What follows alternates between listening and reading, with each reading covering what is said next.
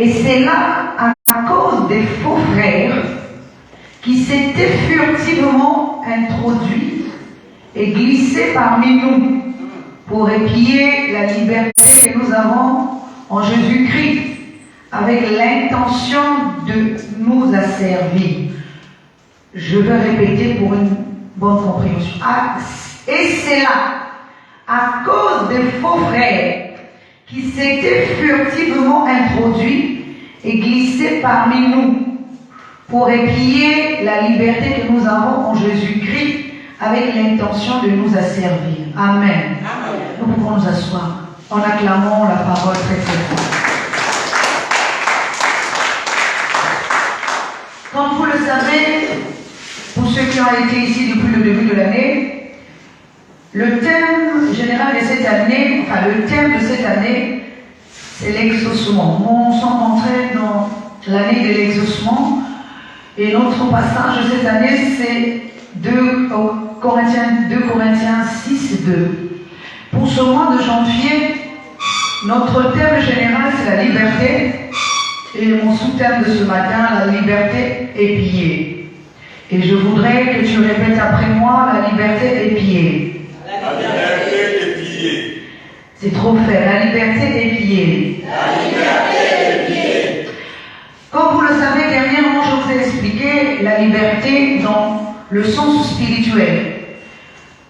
Parce que nous connaissons tous la liberté dans le sens physique. C'est comme lorsque nous sommes en prison et nous sortons du prison, nous devenons un être libre. Mais dans le sens spirituel, j'avais dit que c'est la découverte de soi-même, de son homme intérieur. La parole de Dieu nous dit que nous avons un homme intérieur et un homme extérieur. Mais la plupart du temps, nous fonctionnons selon l'homme extérieur et non selon l'homme intérieur. Et tant que nous fonctionnons selon l'homme extérieur, nous ne sommes pas libres spirituellement. Car la vraie liberté, c'est selon l'homme intérieur. C'est pour ça que la parole de Dieu nous dit que lors même que notre homme extérieur se détruit, notre homme intérieur se renouvelle. Si notre homme intérieur est en train de se renouveler, c'est qu'il est en train de rentrer dans la liberté. Alléluia. Amen. Amen. Si notre homme intérieur se renouvelle, c'est que avant il n'était pas dans le bon état. Est-ce que nous sommes en train de comprendre? S'il n'était pas dans le bon état, donc il n'était pas bien. Il n'était pas là où il faut. Il n'était pas dans l'état d'esprit qu'il faut. Alors, c'est pour ça que Paul dit, lors même que notre homme extérieur se détruit, notre homme intérieur se renouvelle. C'est pour ça que nous devons chercher à vivre non seulement selon l'homme extérieur, mais selon l'homme intérieur. Alléluia. Amen. J'ai un problème avec mon micro. Amen.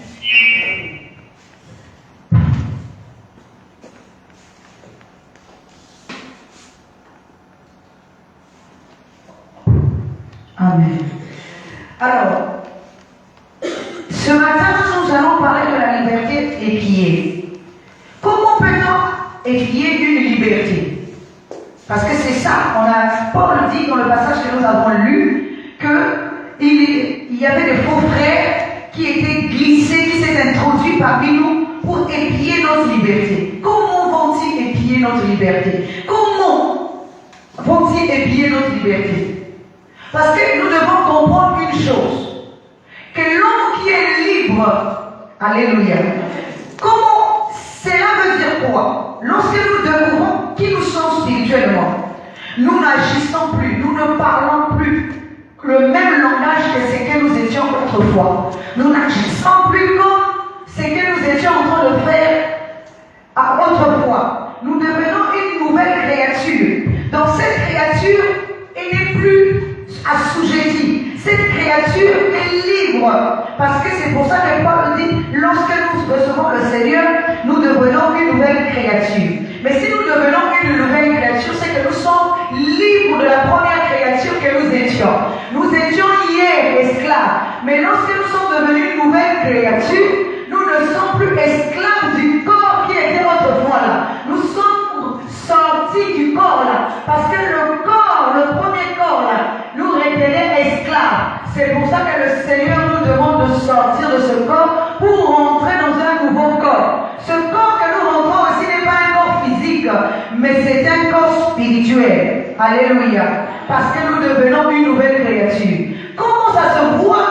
Comment peut-on voir qu'une personne est devenue une nouvelle créature? Mais c'est dans ce que cette personne va maintenant faire, dans la manière dont cette personne va se comporter, dans la manière dont cette personne va penser.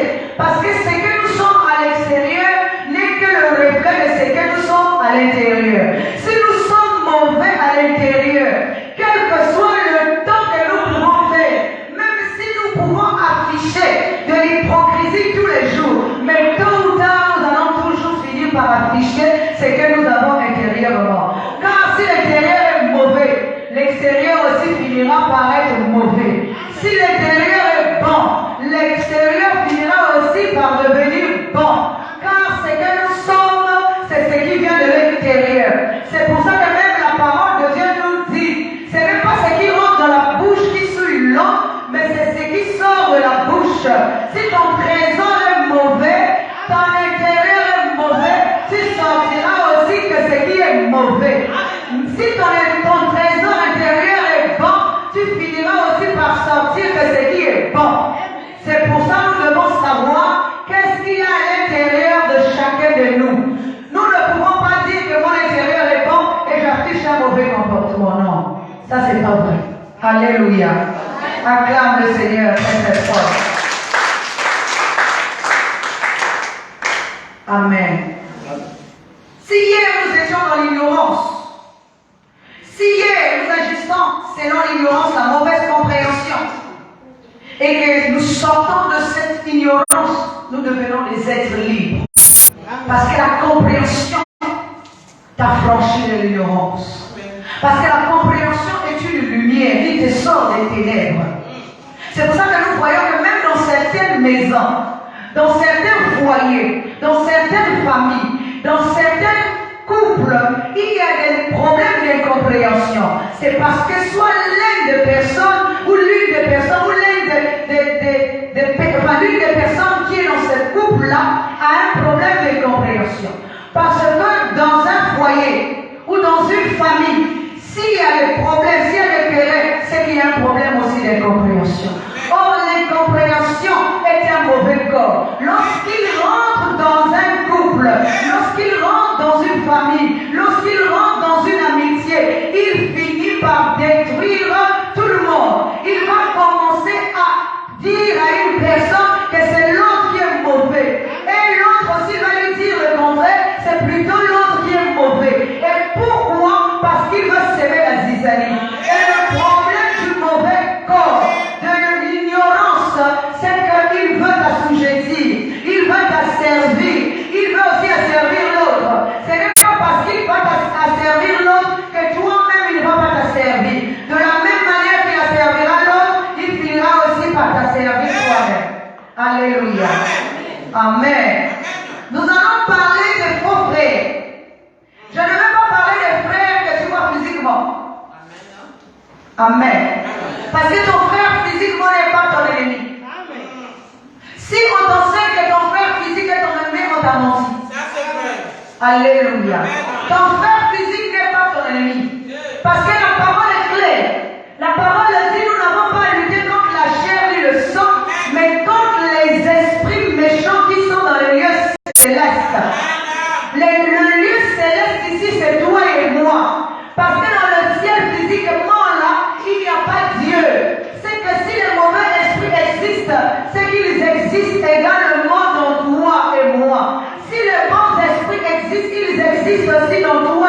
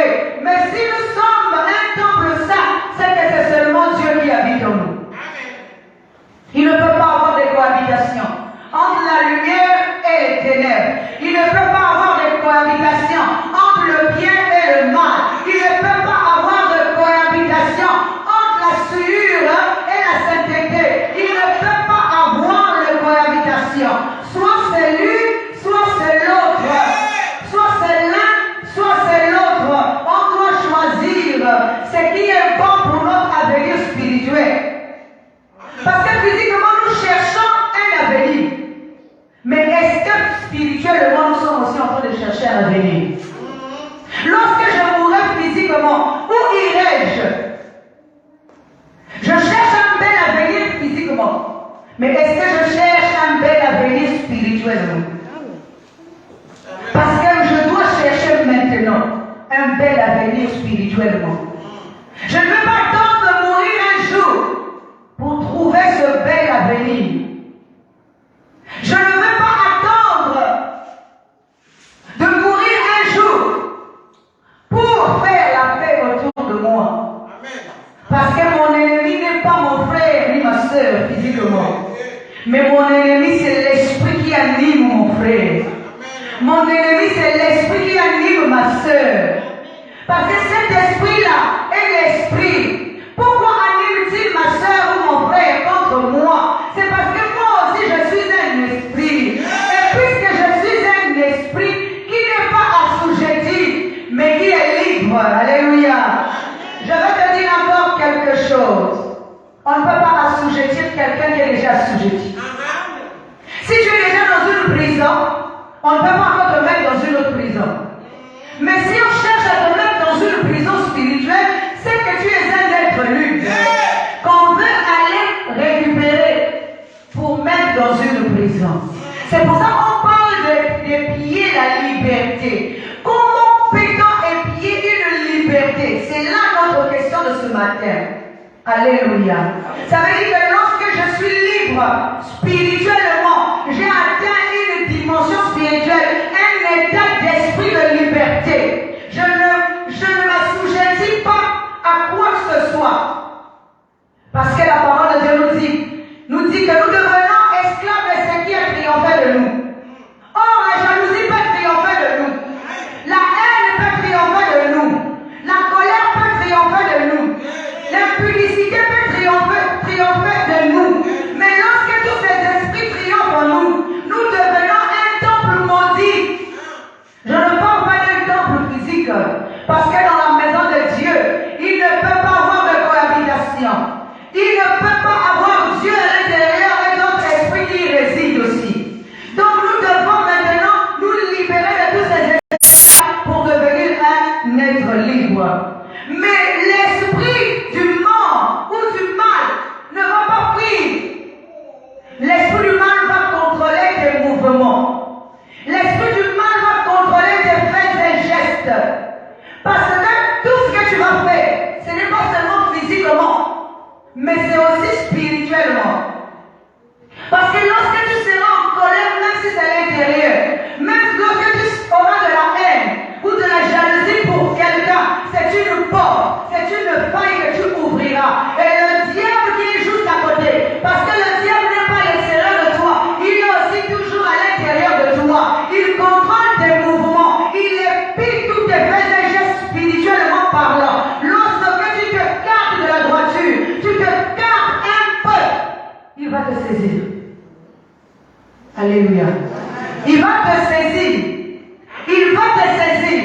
Ce n'est pas quelqu'un qui va te mettre en prison. C'est toi-même qui as ouvert une porte à Satan. Satan ne peut retenir que ceux qui sont contre lui. Si tu n'es pas fils de Satan, il ne peut pas te réclamer. Si tu n'es pas fils de Satan, il ne peut pas te réclamer. Satan réclame ceux qui lui appartiennent. Ceux qui ont fait une erreur. Ceux qui ont commis quelque chose. Si tu ne commets rien, Satan ne peut pas rentrer chez toi. C'est pour ça que des fois, même lorsque nous accusons les gens, nous devons d'abord nous voir nous-mêmes. Nous devons d'abord nous mirer nous-mêmes pour voir réellement si moi-même devant Dieu, je n'ai aucune faute. Si moi-même devant Dieu, je n'ai pas d'erreur. Si je suis saint, si je n'ai pas été quelque part, je n'ai pas failli pour que Satan me réclame. Alléluia. Il faut d'abord nous mirer nous-mêmes. C'est ça le plus important. Parce que nous accusons. Lorsque nous accusons les autres, nous ne savons pas que c'est encore une porte que nous sommes en train d'ouvrir à Satan. Parce que Jésus dit qu'il n'accuse personne. Mais Jésus n'accuse personne pourquoi? Alors qu'il sait qu'ils sont dans le mal. Mais il dit qu'il n'accuse personne. Parce qu'il n'était pas venu accuser, mais il était venu libérer. Il dit: je suis venu libérer les aveugles. Les aveugles ici, c'est la compréhension. Lorsqu'il apporte à l'aveugle la compréhension, l'aveugle va commencer à voir spirituellement. La mission de Jésus n'était pas accusée, mais la mission de Jésus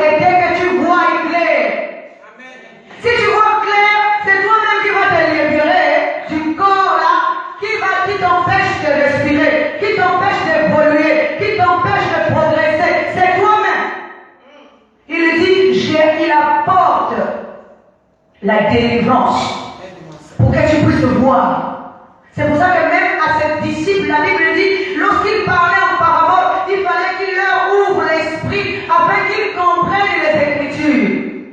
Parce que s'ils ne comprennent pas les Écritures, ils ne peuvent pas se libérer de leur ignorance. Il faut qu'ils comprennent les Écritures. C'est comme nous autres, si nous ne comprenons pas les Écritures, Satan sera toujours au-dessus de nous pour nous mentir. Parce que le mensonge n'est pas de Jésus. C'est la vérité qui est de Jésus. Alléluia. Le mauvais esprit épie nos faits et gestes spirituels. Même dans tes propres pensées. Parce que la Bible dit, lorsque tu es dans ta couche, ne maudis pas le roi. Parce qu'un oiseau ailé va prendre tes pensées, va les afficher. Il va les afficher pas dans le ciel physique, mais il les affiche dans le ciel spirituel. Afin que tous les esprits voient que tu es en train de penser mal. Pourtant, il n'est pas dit que tes pensées qui sont bonnes, non. Il est dit que tes mauvaises pensées là sont affichées. Un oiseau ailé prend tes pensées, les affiche, afin que cela soit connu. Mais lorsque tu penses en bonne, lorsque tu penses dans le bien, cela n'est pas affiché, mais cela est noté quelque part. Alléluia. Mais lorsque tu penses dans le mauvais, cela est pris par un oiseau ailé et cela est affiché afin que le mal sache que X est en train de faire du mal, X est en train de penser du mal, X se comporte comme ça afin qu'il soit derrière toi. Donc il est pire que moi les gestes spirituels dans l'intention de t'asservir, dans l'intention de te mettre en prison spirituelle. Quelle que soit la malédiction que peut avoir un homme, si tu te comportes bien, cette malédiction-là t'aura. Si c'est une malédiction que tu as héritée, mais si tu te comportes bien, tu finiras par enlever le joug qui est au-dedans de toi.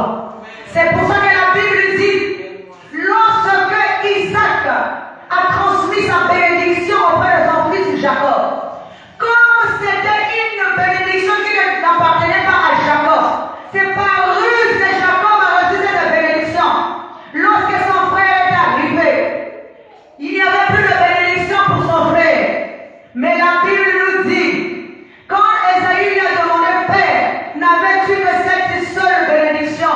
Il va répondre, oui, mais j'ai tout transmis à ton frère. Je fais de toi esclave de ton frère. Il te manquera tout. Mais en errant ça et là, tu finiras par enlever le joug de dessus toi. Alléluia. Alléluia. En errant ça et là, tu finiras par enlever le joug de ton frère au-dessus de toi. Et la Bible nous dit, lorsque Jacob revient dans la patrie de son père, il vient trouver son frère plus riche que lui-même. Alléluia. Dis encore Amen. Il était censé être pauvre. Il était censé être assujetti. Il était censé être misérable. Mais lorsque Jacob qui avait volé, la bénédiction revient. Il trouve son frère plus riche que lui-même. Alléluia. Dis encore Amen. Et la Bible dit, lorsque Jacob a proposé à son frère de prendre tous ses biens, ses enfants, sa famille, tous ses biens, Esaü va lui dire, mon frère, j'ai déjà tout ça. Alléluia. Il lui propose ce qu'il a déjà. Amen. Mais à quel moment Esaü était-il devenu riche? Il était censé être pauvre. Il était censé être assujetti. Il était censé errer. Mais lorsque son frère le revient, il le trouve aussi au même endroit où il avait laissé. Alléluia. C'est parce qu'il avait fait le tour. Il était asservi. Il était assujetti. Mais à un moment donné, il avait fini par enlever le joug de son frère sur son cou. Il était devenu un être libre. Il était devenu un être riche. Alléluia. Lorsque son frère arrive, il trouve un homme riche. Finalement, la Bible nous dit que tout ce que Jacob avait travaillé, il avait donné ça encore à son frère. C'est comme s'il avait travaillé pour le compte de son frère. Amen. Il avait travaillé pour le compte de son frère. Et lorsque Jacob, la Bible dit que Jacob s'est prosterné 7 fois devant son frère pour reconnaître sa suprématie. Lorsque nous sommes libres spirituellement, ça veut dire que nous sommes supérieurs. Et nous ne devons pas prendre notre supériorité. Nous ne devons pas prendre notre droit de naissance. Nous devons... Est-ce que vous savez que le bien est supérieur au mal? Le bien est supérieur au mal. Quel que soit ce que tu rencontreras dans ta vie, garde le bien au-delà de toi. Même si quelqu'un te fait 100 000 fois le mal, continue à l'aimer. Continue à le bénir. Ne deviens jamais comme lui.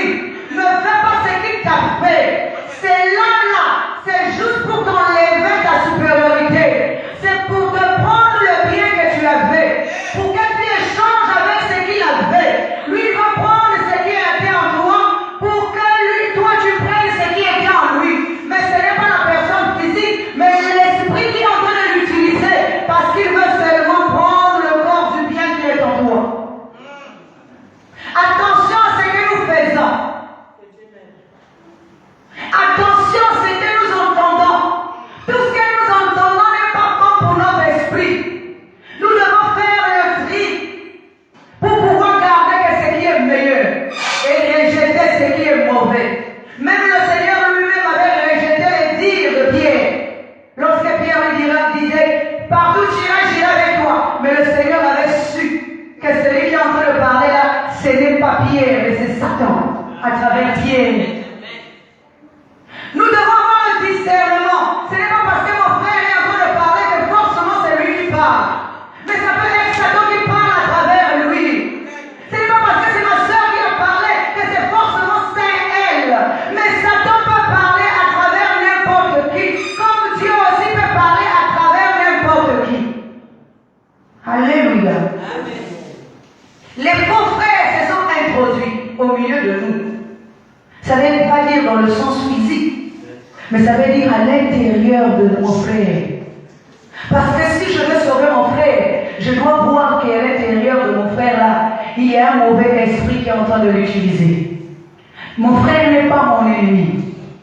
Ton frère n'est pas ton ennemi. Ta soeur n'est pas ton ennemi. Satan divise pour mieux régner. Ton frère n'est pas ton ennemi. Mais ton frère, c'est celui avec qui tu dois marcher. Mais des fois, il est dans le mal, mais c'est à toi de le sauver. Parce que Jésus n'est pas venu pour le juste, mais il est venu pour les justes. La Bible nous dit, lorsque les disciples ont posé la question à Jésus, veux-tu que nous puissions commander du feu pour détruire ces pharisiens? Jésus a répondu, je ne suis pas venu pour le juste, je suis venu pour l'injuste. S'il est venu pour l'injuste, parce que l'injuste là c'est le frère, il ne peut pas laisser l'injuste dans le mal. Il est venu pour sauver la brebis égarée. Il est venu pour te sauver toi et moi.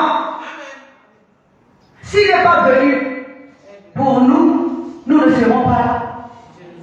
S'il est venu pour nous, c'est que toi aussi tu peux être là pour ton frère. Tu peux être là aussi pour ta soeur. Le faux frère, ce n'est pas toi. Parce que beaucoup de gens disent ça. Ils voient l'homme physique. Ah non, c'est un faux frère. Ah celui-là. Mais non, distingue celui qui est faux. Ce n'est pas ton frère physique qui est faux. Mais c'est l'esprit qui est au-dedans de lui qui est un faux frère. Parce que toi aussi tu es un esprit. Et lui, c'est qu'il est, il est esprit aussi. Et il veut détruire ce que toi tu es. Un esprit peut détruire un autre esprit. Un corps détruit un corps. Un esprit détruit un esprit. Si tu veux combattre un esprit, il faut que tu deviennes un esprit. Si tu n'agis pas selon l'esprit et que tu agis selon le corps, tu ne peux pas détruire un esprit. Un corps peut détruire un corps, mais un esprit détruira un autre esprit. Même toi, tu peux détruire un esprit, mais pas de la même manière que le mal détruit. Mais tu détruiras le mauvais esprit dans le bien, car c'est le bien qui peut vaincre le mal. C'est pour ça que Jésus dit, lorsque quelqu'un te tape sur la joue gauche, tu dois tendre l'autre. Lorsque quelqu'un t'oblige à faire 100 pas, tu dois faire 200 avec lui. Lorsque quelqu'un veut prendre ton manteau, donne-lui aussi ta tunique. Débarrasse-toi de ce qui est mal. Débarrasse-toi de la timidité qui est mal. Débarrasse-toi de l'homme terrestre. S'il veut t'obliger, donne-lui tout. Le manteau ici représente l'homme terrestre. La tunique ici représente la divinité mauvaise qui est en nous là. Donne ça aussi, dis-lui prends. Si tu veux tout prendre, je veux rester nu. Lorsqu'on est nu, c'est là que le Seigneur va nous rhabiller. Alléluia. Parce que c'est le Seigneur qui est le bon corps. C'est le Seigneur qui est le bon vêtement. Amen. Nous ne sommes pas asservis physiquement. Parce qu'aucun de nous ici peut dire qu'il est esclave physiquement. Non. Mais pourtant, beaucoup d'entre nous, nous sommes spirituellement des esclaves. Les esclaves de nos propres pensées. Les esclaves de nos propres émotions. Les esclaves de nos propres sentiments. Les esclaves de ce que nous sommes en train d'engendrer au-dedans de nous-mêmes. Nous enfantons le mal et le mal nous assujettit. Alléluia. Je vais vous prendre un exemple physique. La Bible nous fait plutôt physiquement. Est-ce que vous savez qu'une vipère ne reste jamais à côté de ses propres enfants? Dis Amen. Pourtant la vipère c'est la maman. Mais lorsqu'elle va engendrer, elle ne reste pas à côté de ses propres enfants. Vous savez pourquoi? Parce que ces enfants-là, c'est pour ça que la vipère, quand elle monte, elle doit engendrer, il faut qu'elle monte sur l'arbre, elle jette ses enfants, les balance du haut de l'arbre pour les jeter en bas. Alléluia. Lorsqu'elle jette ses enfants, chacun de ses enfants se retrouve tout seul. Dieu pour tous, chacun pour soi, Dieu pour tous. Alléluia. Vous savez pourquoi? Parce que si la maman vipère reste à côté de ses petits, les petits vont le tuer. La tuer. Alléluia. Parce que le venin des petits là est plus efficace encore que son propre venin à elle. Et quand tous les venins là rentreront chez elle, elle mourra. Alléluia. C'est la même chose aussi lorsque nous sommes dans le mal. Lorsque nous enfantons, parce que le mal est une vipère. Spirituellement parlant, lorsque nous enfantons encore le mal a fini par nous bouffer lui-même. Alléluia. Parce que le mal détruit tout ce qui est autour de lui. Même toi, si tu fais du mal, ne crois pas que tu es à l'abri du mal. Le mal finira par te rattraper tôt ou tard. Alléluia. Donc, personne ne nous est asservi. Mais c'est parce que le diable épie nos mouvements. Avec l'intention que nous puissions faire des erreurs. Vous savez, quelqu'un qui est dans le bien doit faire très attention. Doit savoir. Non seulement c'est un conseil, mais c'est aussi, comment je vais dire ça? Non seulement c'est un conseil, mais c'est aussi une marque d'intelligence. Que de faire attention à soi-même. Personne ne peut venir faire attention à toi-même comme toi tu fais attention. Amen. C'est vrai. Alléluia. Personne ne peut venir faire attention à toi-même. Même ton père, ni ta mère, même ton pasteur ne fera jamais attention à toi-même. Comme toi-même tu peux faire attention à toi-même là. Même moi le pasteur, je ne peux pas faire attention à toi. Comme toi-même tu pourras faire attention à toi-même. C'est pour ça que même spirituellement, c'est à toi. Vous voyez, lorsque nous traversons par exemple physiquement un pont, et que nous savons déjà qu'avant que ce pont-là peut nous emmener à chuter ou à tomber, nous allons faire très attention où nous allons poser notre pied. C'est de la même manière aussi spirituellement, nous devons faire très attention. Amen. Où est-ce que je pose mon pied? Est-ce que je pose mon pied à un bon endroit? Alléluia. Pour ne pas que les erreurs que je vais commettre puissent être une faille pour moi, puissent être une porte que j'ouvre pour moi-même, pour que Satan rentre dans ma maison, pour que le diable s'installe en moi. Je dois fermer toutes les portes spirituelles que je suis en train d'ouvrir. Je dois fermer les fenêtres spirituelles que j'ai ouvertes moi-même, par mon comportement, par ma façon de parler, de les faire également. Alléluia. Le diable attend l'occasion pour se saisir de toi. Il attend l'occasion. Si tu ne lui donnes pas l'occasion, il ne pourra jamais se saisir de toi. Et tu resteras toujours un homme libre. Amen. Si tu ne lui donnes pas l'occasion, ne donne pas à Satan l'occasion de te frapper. Alléluia.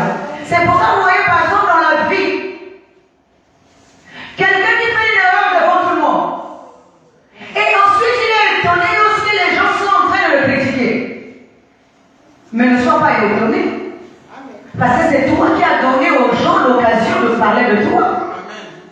C'est toi qui as donné aux gens un bâton pour te frapper. Si tu ne donnes pas l'occasion, on ne te frappera pas.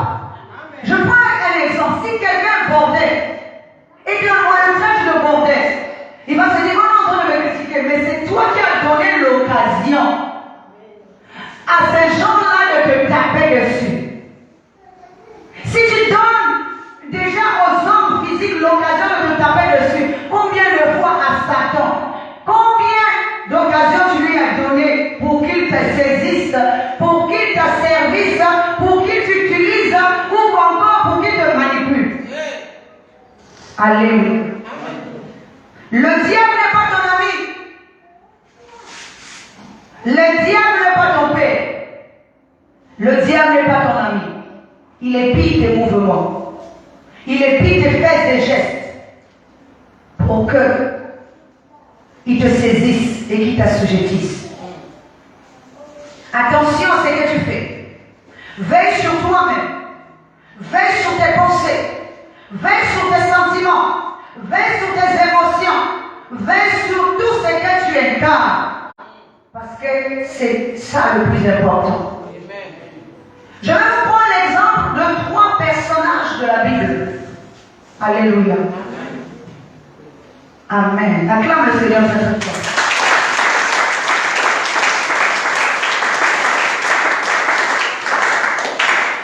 Je ne peux pas lire le passage, mais vous pourrez le lire.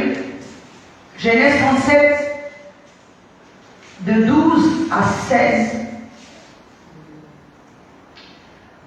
Dans cette histoire, il s'agit de l'histoire de Joseph. La Bible nous dit que Joseph, écoutez bien, alléluia, je voudrais que tu sois très attentif. La Bible nous dit que Jacob va envoyer son fils Joseph en mission. Et la mission ici, c'est d'aller voir si ses frères et les brebis se portent bien. Ensuite, il va retourner auprès du Père pour donner des nouvelles. Mais la Bible nous dit aussi que lorsque Joseph arrive à l'endroit connu de son père et de lui-même, les frères n'étaient plus là. Et il va rencontrer quelqu'un, une personne un homme qui était dans les champs, qui va l'orienter. La personne va aller, ça c'est dans le verset 15. L'homme le rencontra comme il errait dans les champs. Il lui questionna en disant, que cherches-tu? Joseph répondit, je cherche mes frères. Dis-moi, je te prie, où font-ils paître leurs troupeaux? Alléluia. Alors c'est là que je vais m'appuyer. La Bible nous dit que Joseph arrive, rencontre cet homme. Et je voudrais dire à quelqu'un, dans la vie, lorsque tu reçois une mission, amen. Lorsque tu reçois la mission, parce que la mission ici, ce n'est pas même si c'est un homme physique qui peut te la donner, mais la mission vient déjà du Père. Joseph a reçu la mission. Joseph ici, c'est toi et moi. Joseph ici, c'est ton esprit qui a reçu la mission d'aller vers ses frères, d'aller voir la santé de ses frères, le niveau de ses frères. Ils sont dans quel état? l'état d'esprit de ce frère. Quand je parle de la santé ici, c'est la santé spirituelle. Il doit descendre au niveau de ce frère pour trouver, comme le Seigneur Jésus qui descend au niveau de ses frères, pour trouver si ses frères sont en bonne santé ou pas. Alléluia. Mais la Bible nous dit, à un moment donné, Joseph a se perdre. Parce que ses frères ont changé de chemin. Ses frères se sont déplacés. Alléluia. Le déplacement là, ce n'est pas physique. Ils étaient à un lieu connu, ils ont changé de lieu. Ce qui veut dire qu'ils étaient dans le bien, ils sont maintenant rentrés dans le mal. Alléluia. Quand il arrive au lieu connu, il ne sait plus où il est trouvé. Il commence à errer ça et là, parce qu'ils ne sont plus dans le même endroit, dans le bon endroit. Parce que Joseph savait que ses frères étaient à tel endroit. Quand il arrive là, il n'y a plus ses frères. Et dans la vie, nous rencontrons ce genre de situations. Des fois, nous grandissons avec une personne, et à un moment donné, nous ne retrouvons plus cette personne. Ça veut dire l'état de l'esprit de cette personne a changé. Il n'est plus dans le bon état d'esprit que tu l'avais connu hier. Il est devenu maintenant dans le corps adverse. Alléluia. Et la parole de Dieu nous dit qu'il était en train de errer parce qu'il ne savait pas quoi faire. Attendez. Que nous comprenons quelque chose. Joseph pouvait repartir. Alléluia. Joseph pouvait repartir. Il pouvait aller rapporter la nouvelle dire à son père. Mais père, tu m'envoyais voir tes enfants. Je suis arrivé à l'endroit précis, mais ils n'étaient pas là. Alléluia. Mais qu'est-ce qu'il a? Il s'est dit, j'ai reçu mandat, j'ai reçu mission de voir mes frères. Alors je dois continuer. Même s'ils sont allés dans le mal là-bas, je vais descendre jusque là-bas. Il faut que je les voie. Il faut que je voie leur état d'esprit et que je comprenne qu'est-ce qu'ils sont devenus. Et à ce moment-là, je retournerai vers le Père pour rapporter la bonne nouvelle. C'est ça la véritable mission. On ne s'arrête pas en route. Beaucoup de gens s'arrêtent en route. Tu es arrivé au bon endroit. Tu penses que celui que tu vas récupérer, s'il n'est pas dans le bon, beaucoup de gens se disent, mais parce que mon frère là n'est pas juste, je ne vais pas m'approcher de lui. Celui-là, il est dans le mal. Je ne vais pas m'approcher de lui. Tu es arrivé au lieu là. Tu as vu que ton frère n'était pas à ce lieu-là. Mais continue ton chemin. Va jusque dans le mal là. Maintenant, récupère ton frère. C'est là que tu vas aller descendre. Et lorsque il était en train de errer, la Bible dit que quelqu'un l'a orienté. J'ai entendu tes frères dire qu'ils allaient à tel endroit. Dans la vie, tu rencontreras toujours une personne qui va t'orienter. Même dans ta mission. Tu ne peux pas faire une bonne mission si tu n'es pas orienté. Tu ne peux pas faire une bonne mission si on ne t'oriente pas, si on ne te montre pas le chemin. Parce que lui ne savait pas. Sa connaissance était arrêtée. Sa force était arrêtée. Tout ce qu'il avait s'était arrêté. Mais à ce moment-là, quelqu'un est sorti de nulle part pour lui dire, j'ai entendu tes frères dire qu'ils sont allés à tel endroit. Alors, va à tel endroit, tu les trouveras. C'est ce que le Seigneur te dit ce soir, ou plutôt ce matin. Il te dit, le frère que tu veux là, le frère que tu aimes là, le frère qui te fait du mal là, il n'est plus au bon endroit. Mais aujourd'hui, tu as rencontré quelqu'un qui te dit, va aussi à l'autre côté. Va, tu le trouveras là-bas. Alléluia. Et c'est là-bas. Écoutez, lorsque Joseph choisit de partir pour suivre ses frères, la Bible nous dit que ses frères ont aperçu Joseph. Ils ont commencé à comploter. Ils n'ont pas même attendu que Joseph arrive vers eux, mais ils ont aperçu seulement. Ils ont aperçu. Alléluia. Lorsque tu es un être libre, le mal qui est aussi ton frère va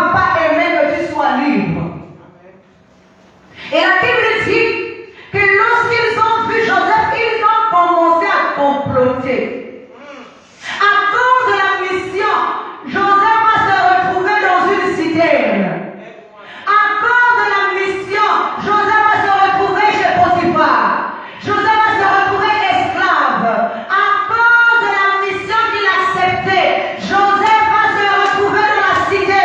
Ici, quand je parle de la cité, je ne parle pas d'une cité physique, mais je suis en train de te parler d'un corps obscur, d'un corps d'ignorance, là où il n'y a pas d'eau. Il se retrouve esclave de ce corps. Mais il y a encore une autre personne qui va l'aider, son frère aîné, qui va dire, qui va le sortir de là. Il dit, vendons-le. C'est son parcours, alléluia. À cause de la mission. Parce que j'ai choisi de faire la mission. Parce que tu as choisi de faire la mission. Quel que soit ce que tu vas rencontrer, reste dans la mission. Celui qui t'a envoyé dans la mission viendra aussi te délivrer de cette même mission. Joseph ne s'est pas dit je retourne chez mon père parce que je ne les ai pas trouvés. Il a dit je cherche mon frère, mes frères. Je continue vers eux. Je retrouve mes frères. Et à cause de cette mission, c'est les frères là, alléluia, qui l'ont en train de chercher. C'est eux qui vont encore compléter contre lui. C'est eux qui vont encore le prendre. Mais la Bible dit, le jour où Joseph va encore les voir lorsqu'il est au sommet de sa gloire, il ne va pas leur faire du mal. Alléluia. Il ne s'est pas dit, parce que hier vous m'avez vendu, parce que hier vous m'avez envoyé en prison, hier vous m'avez mis dans la cité, hier vous m'avez pris ce que j'avais de gloire. Alléluia. Ils ont dépouillé leur frère, croyant que c'est ça qui allait l'arrêter. Mais il a continué à avancer. Parce que la mission que Dieu avait donnée à Joseph devait s'accomplir. Amen. C'est la mission que Dieu avait donnée devait s'accomplir. C'est pour ça que quand il a vu ses frères, il a dit non, frère, c'est que Dieu m'a envoyé ici en avance pour vous recevoir. Alléluia. Il n'a pas rendu le mal pour le mal. Mais il a dit, Dieu m'a envoyé ici. Si vous ne m'avez pas vendu, je ne serais pas venu ici. Si vous n'avez pas fait tout ça, je ne serais pas ici. Mais je suis venu ici pour vous attendre. Vous qui devez venir hier. Est-ce que eux, en venant là, savaient que c'était leur frère qui devait rencontrer? Que c'était leur frère qui était maintenant au sommet du pays? Non, ils ne savaient pas. Que celui qu'ils avaient vendu, celui qu'ils avaient trahi, celui qu'ils avaient tué, celui qu'ils avaient tout fait, c'est celui-là même qui allait les recevoir. On ne vend pas son droit de laisse. Alléluia. Vous savez, la mission que nous pouvons recevoir peut nous créer des ennuis. Mais cela ne veut pas dire que nous devons nous comporter comme ceux qui sont en train de nous créer des ennuis. Amen. C'est ça. Les gens vont te critiquer dans la mission que tu as reçue. Les gens vont te salir dans la mission que tu as reçue. Les gens vont dire des faussetés dans ce que tu... Les gens même vont te mépriser. Les gens vont chercher à te diminuer. Mais cela ne veut pas dire que tu dois faire comme eux. Non. Sois différent. Sois différent. Tu n'es pas comme les autres. Quand tu as un destin accompli, une mission à accomplir, tu suis ta mission. Vous savez pourquoi les frères de Joseph ont voulu tuer Joseph? Ce n'était pas à cause de la mission. C'est à cause de la vision. Amen. Dis amen. Amen. Parce qu'il y a une différence entre la mission et la vision. Et Joseph avait les deux choses, la mission et la vision. Ses frères n'avaient pas de vision. Lui, il avait une vision. C'est à cause de la vision. C'est parce que c'est pour ça que lorsque ses frères vont le voir, ils vont dire, voici ce qu'ils vont dire. voici le faiseur des songes. Ils vont pas voir que ce garçon-là est parti de loin pour venir vers eux. Non. Ils vont pas voir ça. Qu'il est parti de loin pour venir vers eux. Pour venir les visiter. Ils vont pas voir le bien qu'il a fait. Mais tout ce qu'ils vont voir, le faiseur de songes. Alléluia. Et vous savez qu'en cela, je veux dire, vous savez pourquoi c'était une ouverture pour Joseph. Alléluia. Dis encore Amen. Dis encore Amen. C'est que lorsque nous avons la vision, on ne doit pas le dire à n'importe qui. Dis Amen. Parce que c'est ta vision. Ce n'est pas la vision de l'autre. Chacun de nous avons une vision. Amen. Cette vision-là va être une faille. Parce que regardez bien, cette vision-là, pourquoi j'ai dit une faille?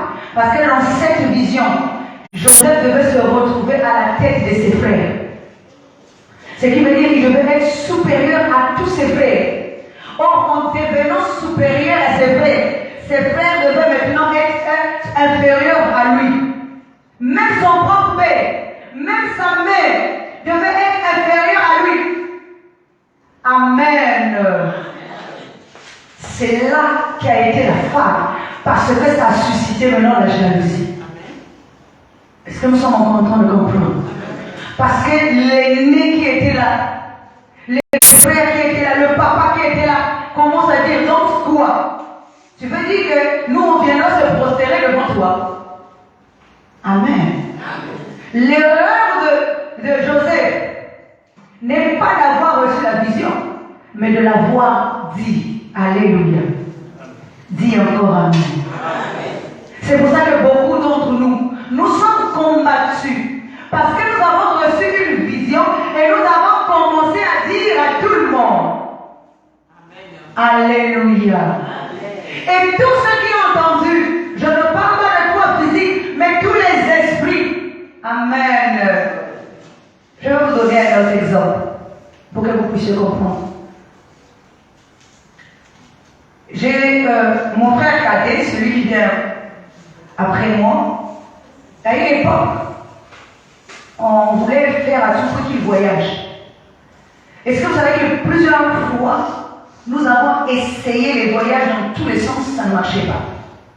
Vous savez pourquoi? Parce qu'il faisait de la publicité. Chaque fois qu'on essayait de faire quelque chose, il faisait de la pub, il faisait de la pub, il faisait de la pub. Il a raconté à tout le monde, je vais bientôt voyager, on est en train de faire ceci, et on est en train de faire cela. Et à chaque fois, ça ne marchait pas. Alléluia. Et puis un jour, on a décidé de faire tous les papiers pour qu'il voyage. Cette fois-ci, je lui dis, c'est pour ça que je vous dis, parfois vous avez des esprits qui sont derrière toi, qui ne veulent pas que tu voyages.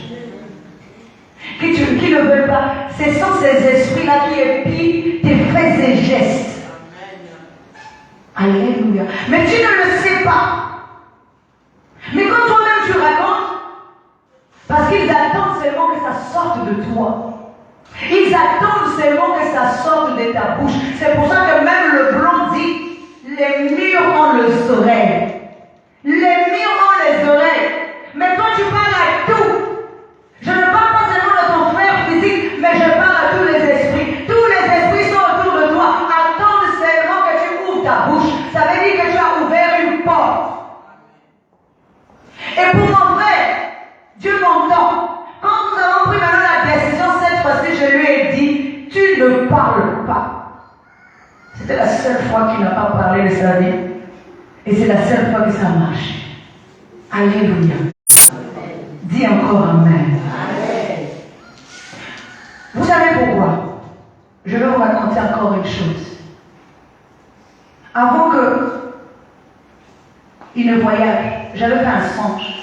Dans mon songe, j'étais arrivée en France et mon frère là était aussi arrivé. Je l'avais emmené en France et on arrive et il y avait toute une armée qui le cherchait. Je dis bien toute une âme. Et on est venu me saisir, bon, pas me saisir, c'est-à-dire m'interpeller. J'avais un enfant. Je suis venue devant le chef de la police. Et qui m'interrogeait. On nous a dit que tu as fait rentrer ton frère ici. Maintenant, où est-il? Moi, je savais qu'il était, mais je l'avais caché. Là où il était, mais je l'avais caché. Et forcément, je leur disais, non, je ne sais pas de quoi vous êtes en train de parler. Alléluia. Est-ce que vous savez que même dans ton sommeil, l'esprit du monde peut venir te soutirer quelque chose?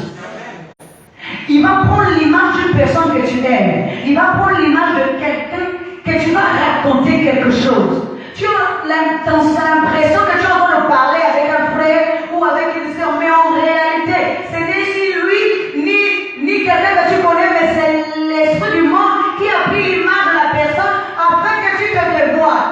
Tout ce qu'il veut, c'est que tu ouvres la bouche, que ce soit dans ton sommeil ou que ce soit physiquement, que tu ouvres la bouche.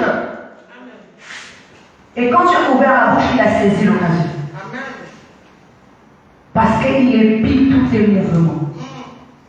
Il épie tout ce que tu penses. Il épie tout ce que tu fais pour pouvoir te saisir d'une manière ou d'une autre. Alléluia. Comme je disais, l'esprit du monde n'est pas ton ami. Amen. Il attend la bonne occasion pour se saisir de toi. Je vais aussi parler du Seigneur. Est-ce que vous savez que le Seigneur a reçu une mission et une vision? Amen. La mission du Seigneur, c'est aussi d'apporter le pain à ses frères. Amen. Est-ce que vous savez que quand Jésus est arrivé à un endroit, alléluia, là aussi il n'a pas trouvé ses frères. Parce que ses frères n'étaient plus dans la vie. Mais ses frères étaient maintenant dans le séjour de mort. Et la Bible nous dit qu'il ne s'est pas arrêté dans la vie. Il fallait qu'il aille aussi dans le séjour de mort pour aller prêcher aux morts afin que le mort ressuscite dans les morts. Alléluia. Le Seigneur ne s'est pas arrêté à l'endroit là où il était. Là où il est venu chercher le frère, la brebis est garée. Mais il est parti jusqu'au séjour de mort pour aller chercher la brebis égarée. Dans la vie, la brebis égarée n'a pas écouté, puisqu'il est dit qu'il est venu chez les siens et les siens ne l'ont point reçu. Mais à tous ceux qui l'ont reçu, il a donné le pouvoir de devenir enfants de Dieu, lesquels sont les noms de la chair et du sang. Alléluia. Mais de l'Esprit de Dieu. Alors il est venu chez les frères, chez les siens. Les siens ici, c'est les frères, n'est-ce pas? Amen. Qui a trahi Jésus? Ce n'est pas son frère. Amen. La Bible nous dit que c'est Judas qui a trahi Jésus. Or, Jésus et or Judas, c'est celui qui détenait le trésor. Or, le trésor ici, c'est le cœur. Alléluia. Amen.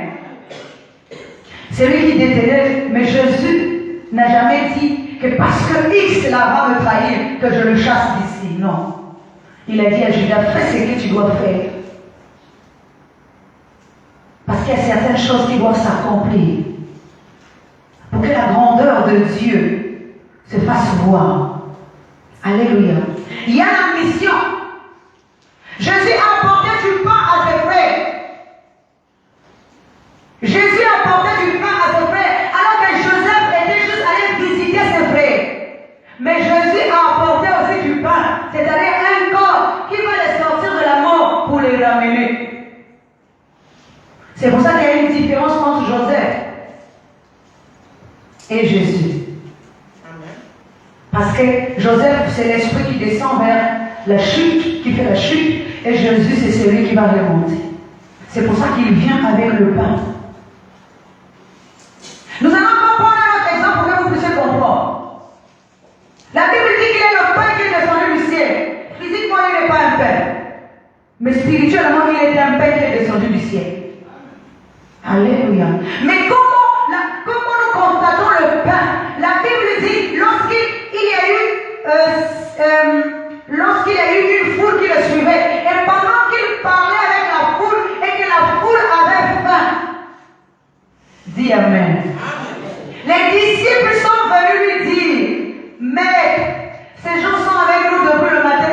rien à manger. Jésus va dire, donnez-leur vous-même à manger. Vous savez pourquoi? Parce que le pain était au milieu d'eux. C'était maintenant à eux de trouver le pain. C'est pas Jésus de donner le pain, parce que Jésus était le pain. C'est maintenant à eux de trouver le pain. C'est pour ça qu'il est dit que Moïse avait dit aux enfants d'Israël, Dieu suscitera du milieu de vous un prophète comme moi, vous l'écouterez. Ça veut dire que le pain là était déjà au milieu des enfants d'Israël. Maintenant, c'était aux enfants d'Israël de chercher le pain. Parce que le pain, c'est le corps. Le corps, c'est le prophète que toi, tu vas consommer. C'est pour ça qu'il a dit qu'il a donné à chacun une part de son corps. Voici ceci est mon corps que je donne pour vous. Voici ceci est mon sang que je donne pour vous. Donc le pain est au milieu de nous. Le pain ici, c'est la parole qui est en train de sortir. Le pain ici, c'est l'enseignement qui est en train de sortir. Si tu trouves, il dit, va, allez-y, donnez-leur vous-même à manger. C'est nous, c'est moi qui vous donne à manger. Alléluia. C'est pas ça. Le pain, c'est la parole. Lorsque je suis en train de prêcher ici, je suis en train de vous donner à manger. Je ne donne pas à manger à ton corps, mais je donne à manger à ton esprit. Et lorsque tu le reçois et que tu le mets en pratique, c'est un nouveau corps qui naîtra de toi. Et ce nouveau corps-là, c'est Jésus-Christ. Lorsque tu le prends, tu le reçois, tu es transformé, c'est que tu as reçu le pain. Et lorsque tu as consommé ce pain, tu es rentré dans le corps de ce pain, dans le corps de Jésus. Mais si tu ne le reçois pas, tu ne pourras pas aussi être une nouvelle créature. Jésus dit, prenez. Jésus ne peut pas être le pain et venir vous donner encore le pain lui-même. Non. Non, Jésus est le pain. C'est maintenant à nous de prendre et de donner. C'est à toi aussi qui comprends de prendre. Quand tu es devenu aussi, toi aussi tu prends le pain et tu donnes. La Bible nous dit que c'est les disciples qui ont cherché. Ils ont cherché parmi tout le monde. Ils ont trouvé un jeune homme qui avait 5 pains et 2 poissons. Alléluia. Est-ce que vous savez que ce jeune homme-là, c'est lui-même le Christ? Car c'est lui-même qui pouvait avoir les 5 pains. Les 5 pains ici représentent aussi les 5 ministères. Les 5 pains ici représentent aussi les 5 sens de l'homme. Seul Jésus-Christ peut avoir tout ça. Si vous cherchez au milieu de la foule, si vous comprenez ce qu'il est en train de vous enseigner, vous allez trouver le jeune homme qui est le Christ. Et lui va vous donner les 5 pains, les 5 compréhensions. Parce que si tu n'as pas tous les sens spirituels, en éveil, tu ne peux pas aussi comprendre les choses de Dieu. De la même manière, physiquement, l'homme a 5 sens. Lui, la vue, le goûter, le toucher, l'odorat. C'est de la même manière que l'esprit aussi a les 5 sens. Que tu dois réveiller. C'est aussi le ministère que nous appelons prophètes, apôtres, docteurs, pasteurs, évangélistes. Ce sont aussi les 5 ministères. Seul Jésus-Christ peut te donner ça. Seul Jésus-Christ peut t'offrir ça. Parce qu'il a reçu la mission, il a reçu aussi le don de te donner ça. Joseph est descendu voir ses frères, mais il n'avait rien à leur apporter. Dis encore Amen. Écoutez bien, si vous lisez le passage que je vous ai dit de Genèse 37, vous allez voir que le Père l'envoie juste visiter les frères. Mais il n'apporte rien. On ne peut pas seulement venir visiter sans apporter quelque chose. Alléluia. Jésus vient visiter les frères, mais il apporte aussi quelque chose. C'est pour ça que nous voyons aussi la différence avec David. David aussi, quand il va visiter ses frères, il apporte aussi quelque chose. Il ne peut pas venir main vide. Quand tu vas visiter une personne, apporte-lui la parole. Ne va pas seulement là-bas pour critiquer les gens.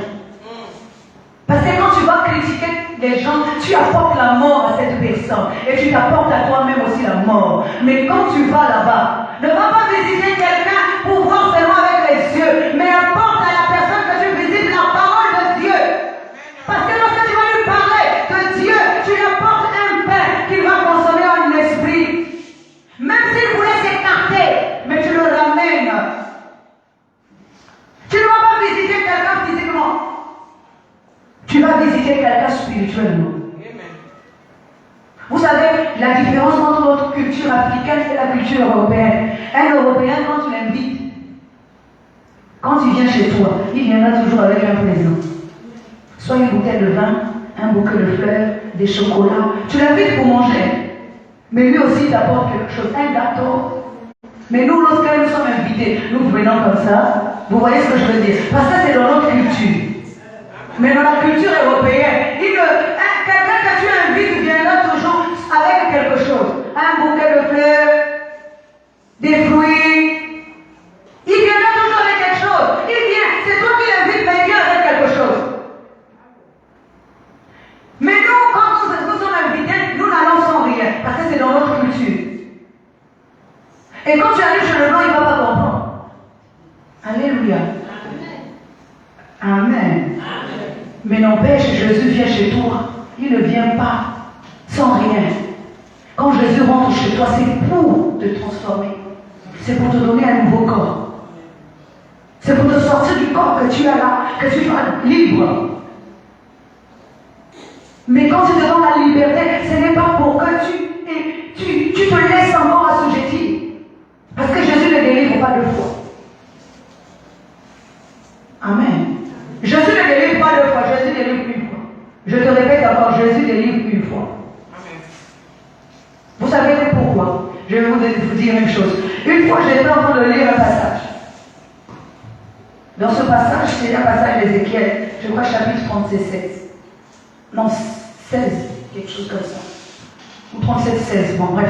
Et dans ce passage, il était écrit, est-ce ma volonté et que le méchant meure? N'est-ce pas qu'il se répande et qu'il soit sauvé? Alléluia. C'était ça la volonté de Dieu. Ah oui, c'est toujours ça la volonté de Dieu jusqu'à présent. La volonté de Dieu n'est pas que le méchant meure. Quand je parle du méchant, je dis c'est pas le sorcier. Quand je parle du méchant, je dis c'est pas le voleur. Quand je parle du méchant, ça veut dire le mal qui est au-dedans de nous. Dieu ne veut pas qu'il meure. Lui aussi c'est un enfant de Dieu. Dieu veut qu'il se répande et qu'il soit transformé. Et quand j'étais en train de lire ce passage, je me suis mise en colère. Alléluia. Contre Dieu.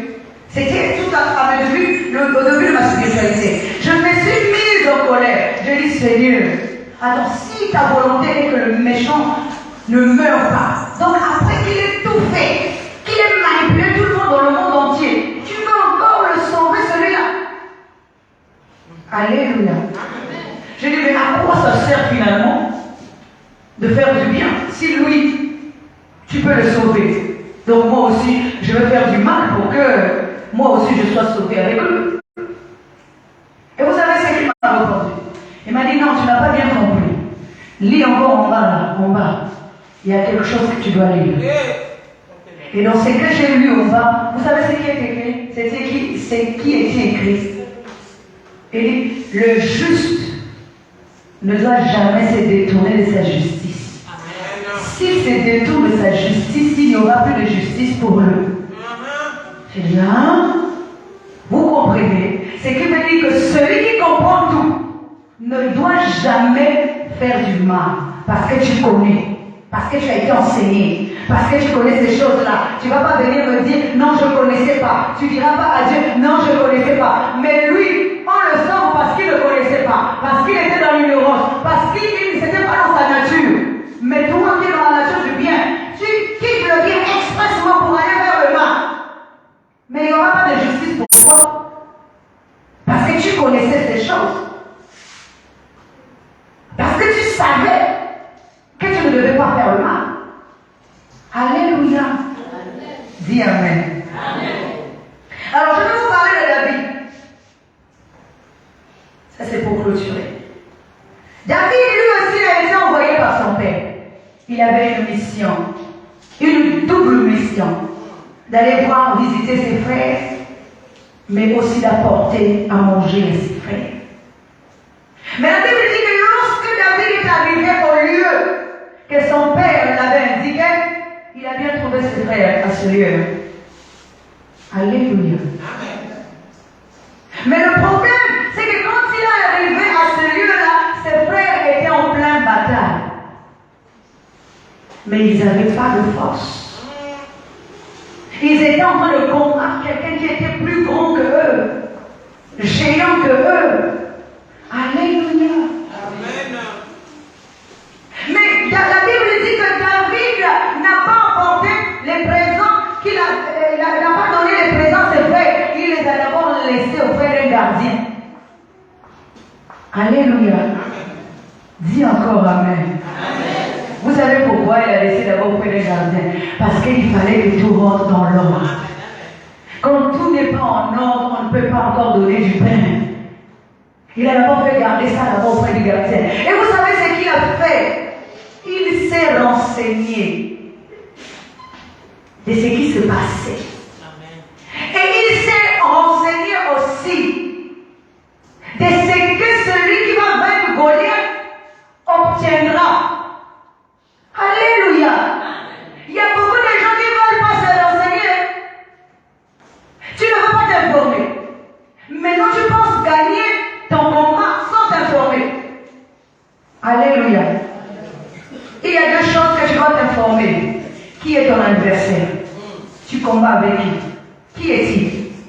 Si tu ne t'informes pas spirituellement, c'est parce que tu ne combats pas physiquement.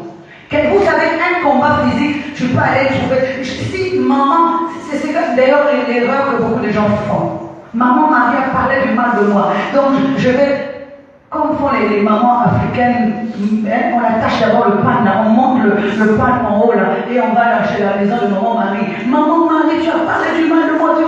Ça, c'est pas ça. Ça, c'est un combat physique. Mais tu ne sais pas ce qui utilise maman Marie pour vouloir t'éteindre. Toi, tu vas combattre spirituellement. Renseigne-toi avec qui tu es en train de combattre. Qui est ton ennemi? Ce n'est pas maman Marie qui est ton ennemi. Mais ton ennemi, c'est l'esprit qui est en train de l'utiliser. Aujourd'hui, là, tu peux avoir affaire avec maman Marie. Mais demain, ça ne sera plus maman Marie. Demain, ça va être papa Fabrice. Après demain, ça va être la sœur Mercia. Après demain, ça va être... Mais c'est toujours le même esprit. Toi, tu te dis que c'est... Non, moi, on m'aime pas. Mais on t'aime pas parce que tu es en train de combattre avec un seul esprit qui est en train d'utiliser plusieurs personnes pour pouvoir t'atteindre. Renseigne-toi spirituellement. Informe-toi qu'il y a un combat qui est là. Mon adversaire est plus grand que moi. Qu'est-ce que je veux faire? Qui est-il d'abord? Quand tu sauras, à ce moment-là, tu vas te préparer. Et quand tu vas te préparer, avant d'aller même le combattre, il faut d'abord te renseigner. Tu vas gagner quoi? Parce que même avec Dieu, il faut se renseigner. Si je fais tomber le mauvais esprit qui me combat là, tu me donneras quoi? C'est ce que je dis au Seigneur. Moi, je ne combats pas pour rien. Alléluia. Moi, je combats parce que je sais que quand je vais gagner ces combats-là, c'est là que Dieu va ouvrir toutes les portes. C'est là que je vais progresser. Parce que je dois épouser la conscience divine. Alléluia. Vous savez, quand Saoul dit à David, plutôt on dit à David, celui qui combattra, c'est un circoncis, épousera la fille du roi. Alléluia. Parce que si tu épouses la fille du roi, toi-même tu deviens quoi? Alléluia. Prenons même déjà cet exemple-là. Dis encore Amen. Laissons même d'abord le fait que David a été point par Dieu et que lui-même va devenir roi. Alléluia. Mais le fait seulement de combattre et de gagner et d'épouser la fille du roi, c'est que tu rentres dans le palais du roi. Alléluia. Non seulement tu rentres d'abord dans le palais du roi en épousant la fille du roi, mais après tu deviendras toi-même le roi. Alléluia. Alléluia. Et là, quand je parle du roi, ça veut dire que j'ai atteint la dimension la plus élevée spirituellement. On ne peut pas vaincre le mal sans te renseigner. qui est en train de te combattre. Parce que tant que tu vas voir, c'est mon frère, tu vas dire, mais tout le monde me fait du mal. Tout le monde me fait du mal. Quand je passe comme ça, il y a des moments où dans la vie, tout le monde va te laisser. Il y a des moments où dans la vie, même la personne qui dort avec toi sur le même lit, vous aurez des problèmes. Mais le mari, là, tu ne le quittes pas. Mais tu vas chercher à quitter le frère ou la sœur qui est en train de te faire du mal. Mais parfois, le mari ou la femme à la maison te fait pire que ça. Mais tu ne le quittes pas. Cherche à te renseigner avec qui tu es en train de combattre. Et si tu sais avec qui tu es en train de combattre, alors combat à genoux, combat dans la prière, combat dans le bien. Tant qu'ils te font du mal, toi continue à faire du bien. Si on te critique, tu vois la personne, tu lui dis encore bonjour. Si elle va t'insulter, tu dis le lendemain, ma chérie, ça va bien. Sans rancœur dans ton cœur, sans colère au-dedans de toi, tu continues à bénir. Parce qu'il est dit, bénissez ceux qui vous haïssent. Priez pour vos persécuteurs. Si le Seigneur ne peut pas nous dire ça, s'il n'y a pas une clé, une ouverture quelque part, ne sois pas en colère contre celui qui est en train de te faire du mal. Est-ce que vous savez qu'une fois que son temps de te faire du mal va passer et que tu auras vaincu, les mêmes personnes reviendront. Comme le frère de Joseph. La Bible nous dit que lorsque ils se sont prosternés devant Joseph, c'est là qu'était l'accomplissement. Il est dit que Joseph se souvint de la vision qu'il avait eue. C'est là l'accomplissement. L'accomplissement de ce que Dieu lui avait dit. La vision qu'il avait reçue. Malgré tout le parcours qu'il avait fait.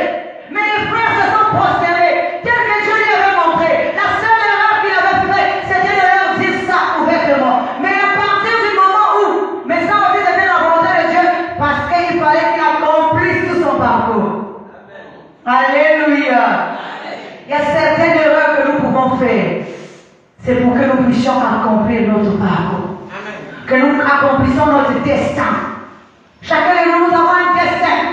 Personne n'est venu accompagner l'autre ici. Personne n'est venu accompagner l'autre. Nous avons notre destin. Mais ton destin n'est pas le mien. N'envie même pas mon destin. Pendant que Joseph était en prison, s'il oubliait les destins des autres, il n'aurait pas accompli son propre destin. Tu perds du temps quand tu envies l'autre. N'envie pas l'autre. Chacun de nous avons un destin. Peut-être que ton destin est meilleur que le mien. Peut-être que les souffrances que tu passes aujourd'hui, les temps difficiles que tu es en train de traverser, feront de toi quelqu'un de meilleur demain. Parce que le but, c'est que tu t'informes, que tu combattes et que tu gagnes. David s'est informé. David a demandé qui était celui-là. Il lui a expliqué. Il a dit, bon, ok. Vous savez quoi? À un moment donné, la Bible nous dit qu'il y avait même son frère Élia qui voulait l'empêcher d'accomplir ce qu'il était venu faire. Amen. Il y a des gens qui peuvent aussi vous empêcher d'accomplir. C'est votre destin. La femme de comment ça s'appelle? De César a dit à César, non mais cet homme-là, parlant du Seigneur, n'a rien fait. Libérons-le. Mais si César avait écouté cette femme, il aurait détourné Jésus de sa destinée. La destinée de Jésus était de mourir. Mais dans le physique, nous pouvons dire que cette femme avait raison. Il ne fallait pas qu'on tue un innocent. Pourquoi tuer un innocent alors qu'il n'a rien fait? Mais sur un plan spirituel, c'était nécessaire cette mort. Alléluia! C'était nécessaire cette mort. Il devait mourir pour que toi et moi nous ayons la vie. Pour qu'il arrive juste à notre niveau, dans le séjour de mort, pour enseigner en mort. S'il ne meurt pas, il va pas au séjour de mort. Et je ne parle pas de mort physique. Je parle, ça veut dire qu'il descend à ton niveau pour qu'il parle dans le même langage que toi, que tu comprennes. C'est-à-dire que c'est quelqu'un qui ne va plus parler dans son langage de divin, mais va descendre dans un niveau que tu le comprennes. Alléluia. Parce qu'il va parler comme toi, alors que d'habitude il ne parle pas comme toi. Amen. Alors qu'il parle le divin, mais il descend à ton niveau pour que tu comprennes ce qu'il veut t'enseigner. Pour que tu quittes ta patrie d'aujourd'hui, qui est aussi un état d'esprit que tu évolues jusqu'à la dimension qu'il veut que tu sois. Nous sommes des dieux. Nous devons comprendre ça. Il n'y a aucun esprit sur la terre, je te dis encore, aucun esprit dans le monde spirituel ou physique ne peut être plus grand que l'homme que nous sommes. L'homme que tu es, l'homme que je suis, nous sommes plus grands que tous les esprits. Même si ces esprits-là ont été créés avant nous, mais nous sommes plus grands. Parce qu'en nous habite un grand roi. La Bible dit, vous êtes un royaume. Si nous sommes un royaume, c'est qu'à l'intérieur de nous, nous devons croire qu'il y a un roi qui habite là. Et si le roi habite en moi, pourquoi je vais être soucieux ou soucieuse? Je suis libre. Alléluia. Que la parole de Dieu trouve la sienne.